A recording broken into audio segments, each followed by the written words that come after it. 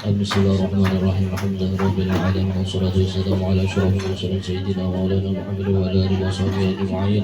اللهم اجعلنا يا مولانا لآلاك ذاكرين ولنعماك الشاكرين وعلى قضائك وبلائك وقدرك من الصابرين من الحلال مرزوقين ومن الحرام محسن في الجنان وناعمين ولنيران وفاعلين وإلى وجه نبيك سيدنا مولانا محمد صلى الله عليه وسلم يا رب ناظرين متمتعين ردنا الله إنكم مردا جميلا ولا تجعل الله ولا الشيطان علينا في سائر الحالات ولا عند الممات ولا قبله ولا بعده قيل ولا سبيلا وأسبتنا الله على قراءتنا هذه وغيرها ثوابا جزيلا وأجرا عظيما وتقبلها منا فضلك وكرمك قبولا حسنا جميلا جليلا اجعل اللهم يا مولانا ثواب ما قرأناه وقبرنا وأهلا وجيرة واشرفنا في الأكرم صلى الله عليه وسلم ثم إلى أرواح آبائي وإخواني من الأنبياء والمرسلين صلوات الله وسلامه عليهم وعليهم أجمعين وعلى آلكم وصحابة وقرابة والتابعين وتابع التابعين وتابع بإحسان إلى يوم الدين ثم إلى أرواح الأربعة الأئمة المجتهدين وخلق في الدين والعلماء العامل والفقهاء والمحدثين والقراء